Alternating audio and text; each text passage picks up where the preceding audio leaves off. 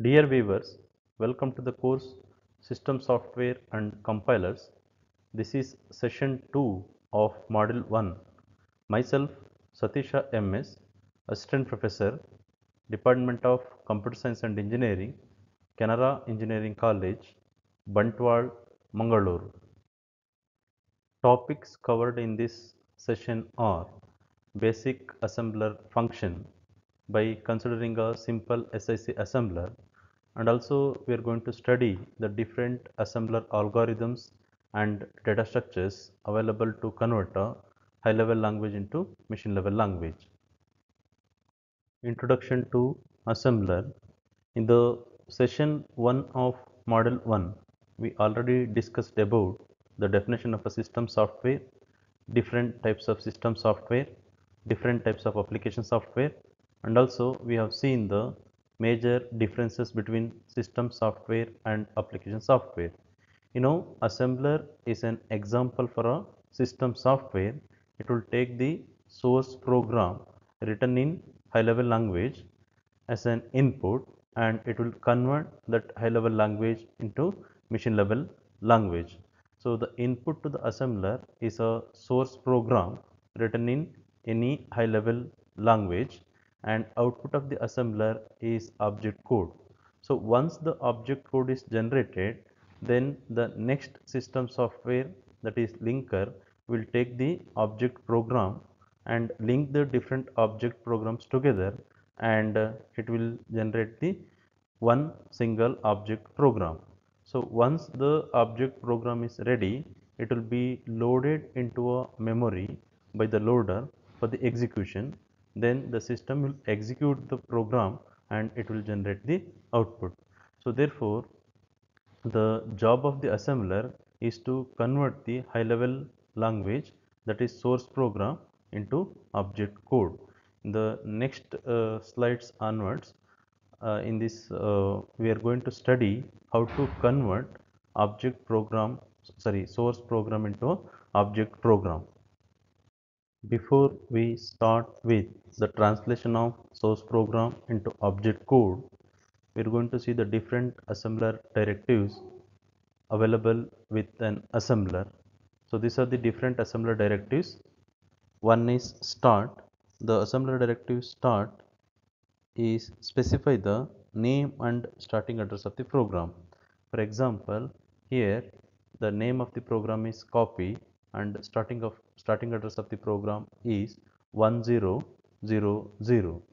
and the assembler directive end is to indicate the end of the source program and optionally specify the first executable instruction in the program. For example, here this is the assembly directive end. Sometimes it will specify from where you have to start its execution. You have to start its execution from the first line of the program. Here the first line is the line number 5. From the line number 5 we start its execution. Then next assembler directive is byte. The byte is going to generate a character or a hexadecimal constant occupying as many bytes as needed to represent the constant. The next one is word. The word is going to generate one word integer constant. One word integer constant. Next one is reserve byte. The reserve byte will reserve the indicated number of bytes for a data area. For example, here reserve word 1 means it will reserve one word to the data area. Then reserve reserve byte is going to reserve the indicated number of bytes for a data area. That means here, for example, reserve byte 4096. Here 4096 is a decimal value. This should be converted into a hexadecimal. Those many number of bytes will be reserved for the data area. Then the last one is reserve word. Reserve word will reserve the indicated number of words for a data area. So for example, here it is reserve word 1. It will reserve one word of space for the data area. Suppose here in place of 1, if we have specified 2 here, it will reserve a space of size 2 word to a data area. Suppose if it is 3, then 3 word space will be reserved for the data area. So these are the different assembler directives, and these assembler directives, for these assembler directives we are not going to generate the object code. These assembler directives will just specify what it is to do during the translation of the source program into object program. Data structures used in assembler or location counter, opcode table and symbol table. So these are the three different data structures used with respect to an assembler, and these data structures are comes into picture during the translation of high level language, that is source program, into a object code. Now we'll see what is there in the location counter. Location counter is initialized to the beginning address specified in the start statement of the program. After each source statement After each source statement is processed, the length of the assembled instruction or data area to be generated is added to the location counter. Thus, whenever we reach a label in the source program, the current value of a location counter gives the address to be specified with that label. Then next one is symbol table. So symbol table includes the name and value, that is address, for each label in the source program, together with the flags to indicate error condition. The symbol table will be having the name and value for each label in the source program, and also the flags value to indicate the error condition. So this table may also contain other information about the data area or instruction labeled. And the opcode table, operational code table, is used to look up mnemonic operation codes and translate them into their machine language equivalents. The opcode table will be having the operational code of operations or operations that are used in your program. The instructions of a assembly language is generally in the form of label followed by opcode followed by operands. So during the process of translating the source program into an object code, the algorithm makes use of two passes. The algorithm which is used to convert a source program into an object code generally make use of two passes. That's why it's called as two pass assembler. In the pass 1 of an algorithm, it will read the operational code from the opcode table and it will generate the symbol table.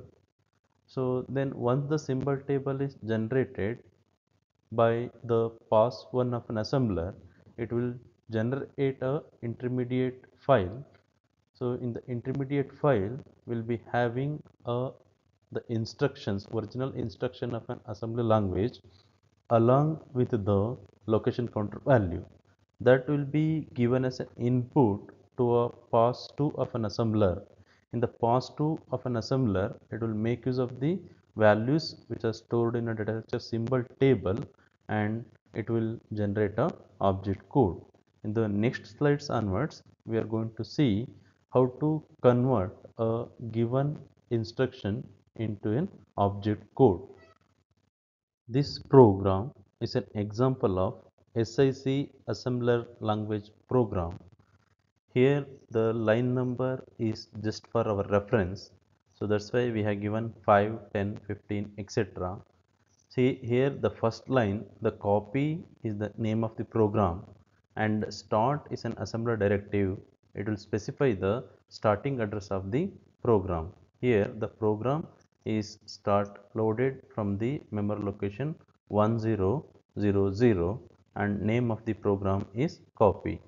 And here the dot line indicates the comment line. During the translation process, the line which start with a dot will not be considered. It is considered as a comment line. And here STL, JSub are all the instructions of an SIC assembler language program, and here start, byte, word, reserve byte. These are all the assembler directives. We are going to see how to treat all this instruction during the translation process, that is conversion of an high level language, that is source program, to an object code. Now we'll see how to convert the given program, what you have seen in the previous slide, to an object code. In the previous slide, we have only these lines, line and a source statement. The line, as I already mentioned, that line number is just for our reference, and the line which begins with a dot will be treated as a comment line. And as I already mentioned that in the process of translating a source program into an object code, that is the algorithm used to convert a source program into an object code or object program will make use of two passes. In the pass 1, it will generate the location counter value. Pass 1 of an algorithm will generate the location counter value, and in the pass 2 of an algorithm will generate the actual object code. This is very important. The location counter value and object code will not be generated together. Instead, first it will generate the location counter value in the pass 1 of an assembler, and in the pass 2 of an assembler it will generate the object code. So this is because suppose if we consider a statement first STL return address RETADR, to generate the object code for this particular line we need an address of a the label address of a address of an operand. uh, the instruction is in the form of label, opcode, and then operands. So here the label is first, opcode is STL, and operand is return address. To generate the object code for this particular line, we need a address. We need an address or value for this particular operand. But at this point of time, we don't know the address. So that's why first the pass 1 of an assembler, it will generate the address for all the labels, address for all the instructions, that is called as a location counter value. So as you know that the length of each instruction with respect to SIC machine is 3 byte. Length of each instructions of SIC machine is 3 byte. So that's why the starting address of this is 1000. So we keep adding, and with respect to the first line, this is an assembler directive. So that's why from this assembler directive we are going to know the starting address of the program. Then next, the length of this statement is 3, so that's why I am adding 3 to the line. So 1000 plus 3 becomes 1003, and the length of this instruction is also 3, so 3 plus 3 becomes 6, and length of this instruction is also 3, so 6 plus 3 becomes 9. And one thing you should keep in mind is that these values are hexadecimal values. The location counter value as well as the object code is in the hexadecimal. So after 9 it becomes A, B and C. So 9 plus 3 becomes 100C, hexadecimal addition. 9 plus 3 becomes C. Then C plus 3 becomes F. Then F plus 3 becomes 1012. It's a hexadecimal addition. So like this we keep generating the what do you say location counter value for each of the instructions. So if it is a simple instruction, just keep adding the value 3 to the previous value. But if it is a assembler directive, then you must be careful before adding the value to the location counter value with respect to a assembler directive. You must be more cautious. Say for example, here it is 1033 and the statement is reserve word 1. So here this will reserve as many number of bytes specified with respect to the operand field. So here it is 1, therefore word size is 3. So one word is 3, therefore you will add 3. Say for example, if it is 2 instead of 1, here if you have specified 2, then you have to add 6 to this previous value, because the size of the word is 3. So one word is 3 bytes, two word means 6 bytes, three word means 9 bytes. So since here it is specified value is 1, so therefore you have to add only 3. So therefore 1033 becomes 1036. Again also it is 1, so 1039 becomes 1036 becomes 1039. But with respect to a reserve byte 4096, here again you must be careful about this instruction. Here you have to specify it, as I already mentioned that with what you mean by what the reserve byte will do. It will reserve the indicated number of bytes for a data area. What's the indicated number here? 4096. So therefore this is a decimal value. This should be converted into a hexadecimal. So 4096 becomes 1000.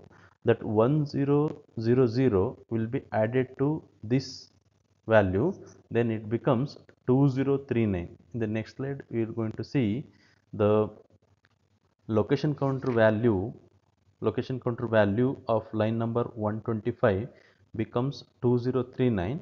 That is because this value 4096. So reserve byte, the assembler directive reserve byte will reserve the indicated number of bytes for a data area. What's that indicated number? Here indicated number is 4096. This is a decimal value. This should be converted into hexadecimal. Then it becomes 1000. That value will be added to 1039. So 1039 plus 1000 becomes 2039. That becomes the location counter value of line number 125. So once you generate a location counter value, once the location counter values are ready, then you can easily generate the object code for each of the instruction. As I already mentioned that the object code will be generated only for the instruction, not for the assembler directives, So that's why the line number 5 you have an assembler directives. So that's why there is no object code. Start is an assembler directive. So that's why there is no object code. Now we'll see how to generate the object code for the next line, that is the line number 10, first STL return address. So for that, to generate the object code, the instruction format of an SIC machine plays a very major role. With respect to SIC machine, there is only one instruction format of length 24, that is 15 plus 1 16, 16 plus 8 24. 24 means 3 bytes. So size of each instruction, that's what I already mentioned while generating a location counter value. Size of each instruction of SIC machine is 3 bytes. So instruction format is, size of the instruction is 3 bytes. So out of 3 bytes, first 8 bits is for opcode. So here these are the opcode: STL, JSUB, LDA, compare, jump on equal. These are all the opcodes. So operational code will be obtained for these opcodes. Operational code will be obtained from the opcode table. Then X bit is to represent the indexing value. So Suppose if it is 0, then it is direct addressing mode. If it is 1, if x bit value is 1, it means it is indirect addressing mode. So index value should be added if the x bit is set to 1. Then remaining 15 bits is for an address. So now we'll see how to generate object code for the line, how we got a value 141033. So for that, you know, so here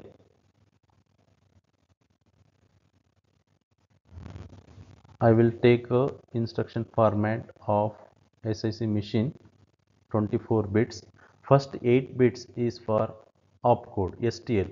So opcode of an STL, for this you have to look at it from the opcode table.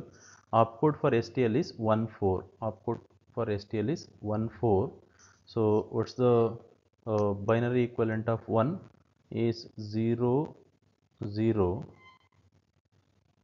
0 1 0 0 0 1 0 0 0 1, then 4.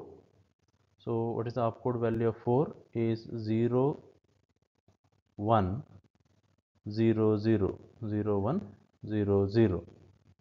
So this is a opcode value. First you will get an opcode value from the opcode table for an STL. Opcode value of an STL is 1 4. So in your exam also you will get an opcode table. Then by looking at the opcode table, you will get to know the value of opcode STL is 1 4. So then next, the address of this variable RET, return address. What's the address of this variable return address? You look at this label field. So label field, we have the return address. Where you have the return address? Yeah, here we have an return address value, that is 1033. Return address value is 1033. So 1033 will be converted into binary. So how to convert 1033? So 1, what's the, so by that time, what's the binary representation of 1? Binary representation of is 0001. Since the length of the address field is 15, but we have 4 digits here, 4 digits. 1 digit is equal to 4 bits. 1 digit is equal to 4 bits. So therefore, you will get a 16 bits here, but length of the address is only 15. So that's why you have to discard. Always you have to discard the first leftmost digit. So that is 3 will be, sorry, 1 will be represented with only 3 bits. Okay, first leftmost bit. How to represent 1 here? So 1 means 0001, but already I have set x is 0 here. I have already set x is 0. Why x is 0? Because it is direct addressing. Here, suppose with respect to an instruction, if you have comma x here, then x bit will be set to 1. Here comma x is not there, it is direct addressing. So therefore x bit will be set to 0. So this is opcode 1 4 1, this is 1, this is 4, and this is x bit. This is x bit. Next is address. What is address? 1033. So what's the length of this? Is 16 bits, but here we have only 15 bits. So that's why the first digit will be represented with only 3 bits, that is 001. So here it is 0 0 1 001. So 001. Then next is 0. So 0 means 0000. Then 3 means what? 0011. So I will write here. So this is 1 4 x. Then here it is the first digit. Then here this is second digit, 0 0 0 0. Then third digit is 3 means 0011, 0011. Again it is 0011, 0011. Then you group these into 4 digits. So here this first 4 digit, next 4 digit, next 4 digit. So here it becomes 3, this also becomes 3, then 4 digit 0. Here you group 4 digits. Now it becomes 1, it becomes 1, then here it is 4, here it is 1. So it becomes 141033. That's this is how we are going to generate an object code for this particular line. How it become? So this is the X bit. When you're grouping, it goes to an address. So 141033, 141033. So same way for the J sub instruction. So here opcode value of J sub is 48. Then address of this is 2039. By making use of this same method, you are going to generate an object code. So as I already mentioned in the previous slide, this location counter value of line number 125 becomes 2039. The previous location counter value of this is 1039. How it becomes 2039? Because the length of that particular line, that is the line number 105, we are going to reserve 4096 bytes of memory. So 4096 is a decimal value. When you convert the decimal value 4096 into a hexadecimal, it becomes 1000. That value will be added to the previous location counter value. Previous location counter value is 1039 plus 1000 becomes 2039. Hope you have understood this, how we got 2039. So once the location counter value is ready, then we'll see how to generate an object code. Generating an object code this particular line is same as what I explained with respect to previous slide. That is, you have to obtain the opcode operational code for the opcode LDX from the opcode table, and then address 0. The address 0, the label 0 is present in the previous slide. The address of the label ZERO is 1030. So opcode value of LDX is 04. Opcode value of LDX is 04. Then address of the label 0 is 1036. Like this way we got 041036. So now we'll see how to generate an object code with respect to this particular line, because this is indexing addressing mode. So here, as I already mentioned, that the instruction format is of 3 bytes, that is 24 bits. So out of 24 bits, first 8 bits is for opcode STCH.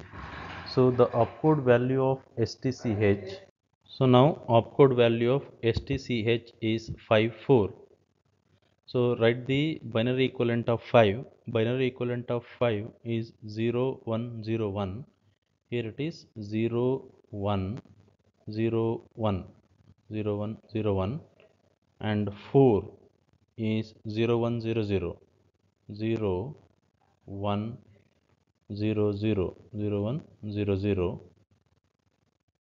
So this is opcode field. Then here it is comma x, indexing addressing mode. So therefore x bit is set to 1. X bit is set to 1. So this is opcode. This is opcode field. This is x field. Then address. What's the address of buffer? The address of the variable buffer is 1039, which is mentioned in the previous slide, 1039. So 1039 specified in the address field. 1039 is specified in the address field. So total how many digits you will get? 4 plus 4 8 plus 4 12 plus 16, but size of the address field is only 15. So therefore the first digit of this first bit of this digit is discarded. It always 0 only. So therefore, so how to represent 1 here? 0 0 1 0 0 1. Then after that 3, what's the binary equivalent of 3? Binary equivalent of 3 is 0 0 1 1. 0 0 1 1. 0 0 1 1. Then after that you write the binary equivalent of 9. Binary equivalent of 9 is 1 0 0 1. 1 0 0 1 0 1. Now you group for 4 digits each. This is one group, this becomes 9. Then this is one group, this is 3. Here you make this as one group, it becomes 9. This becomes 9. Then after that here it is, this group is what?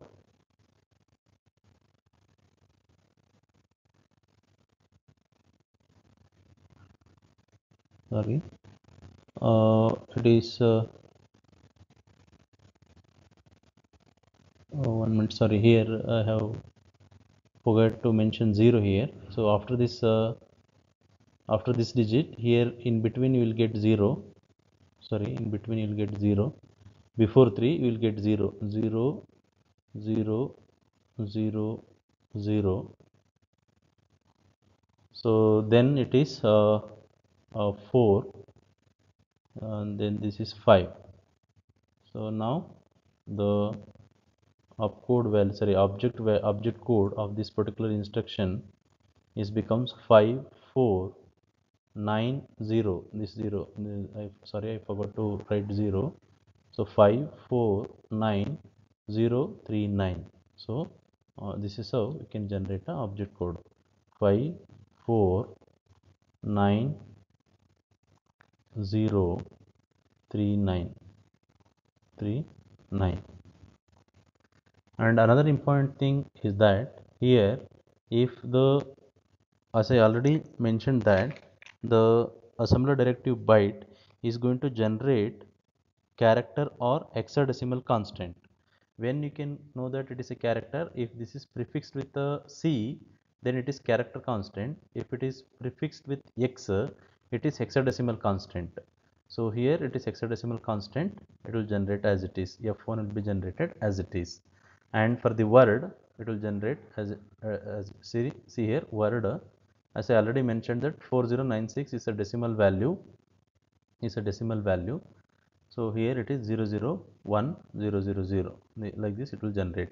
So there is no object code, actually there is no object code for the assembler directives. It will generate, see this is hexadecimal value and this is 4096.